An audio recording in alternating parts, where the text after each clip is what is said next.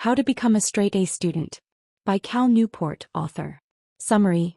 How to Become a Straight A Student gives you the techniques A+ students have used to pass college with flying colors and summa cum laude degrees, without compromising their entire lives and spending every minute in the library, ranging from time management and note-taking tactics all the way to how you can write a great thesis. Cal Newport's message to the world has increased in gravity as he's traversed his own career path. How to Become a Straight A Student is the second book he wrote, and it focuses on how students can ace college. His fourth and fifth book, for example, now deal with how to find and do great work much later stages of your career. If you're still in the early stages, then this summary is for you. Cal's blog is called Study Hacks, its original purpose being to help students. And it still is, but has expanded a lot to other topics as well. Of course, these lessons will help you more if you're in college, but I find they provide a good system for learning in general. Here are 3 lessons to help you become a straight A student. Study in focused, but short blocks rather than pseudo-working through the night. Find your most common excuses with a work progress journal.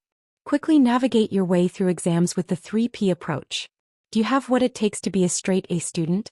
Let's get your equipment ready with these hacks. Lesson 1. Increase focus while studying, decrease frequency. I'm 99% sure you already know this and you've heard it tons of times, but I'm also 99% sure that you're still not doing it, so here it goes again. Study for less time but be really focused when you study. Last-minute cramming, pulling all-nighters and 14-hour workday may feel productive, but really just amount to a lot of what Cal calls pseudo-working, because your concentration takes massive hits from all the interruptions and constant energy drain. The studies Cal looked at agreed on roughly 50 minutes being the ideal study session length. As long as you spend those 50 minutes on nothing but one task, e.g. studying flashcards or writing a paper, 3 of these level 10 focus sessions per day will get you just as far as 10 hours spent with an average focus level of 3, just making these up to compare. The first part of the equation to make this happen is to ruthlessly prioritize and manage your time with a calendar that's always available for you to update and that you strictly follow.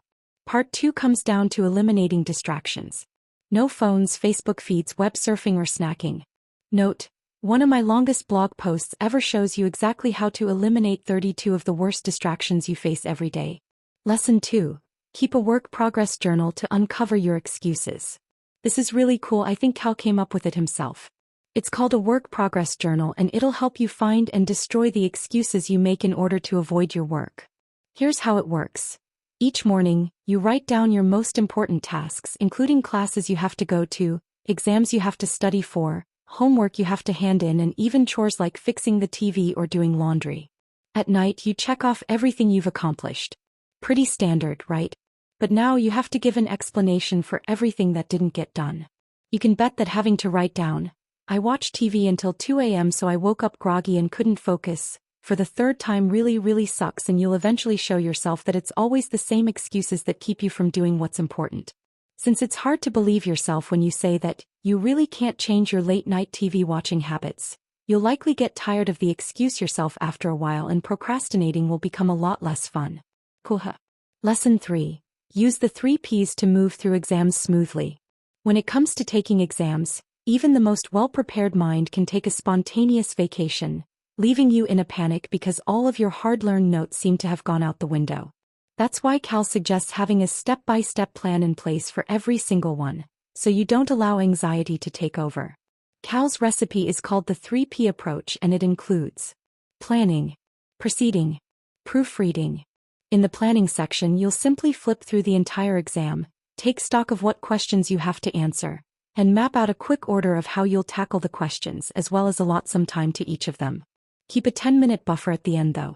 Then you proceed to answer the questions starting with the easier ones. Tackling a hard one first puts too much pressure on you, there's already enough of it thanks to the time limit. So get some quick wins to boost your confidence. After that you can move on to harder problems. Lastly, use your last 10 minutes and any additional remaining time to proofread and correct any mistakes you find or add important information you previously left out. It's tempting to skip this last part and just finish early, but don't. This kind of deliberate practice is what separates the average from the A student.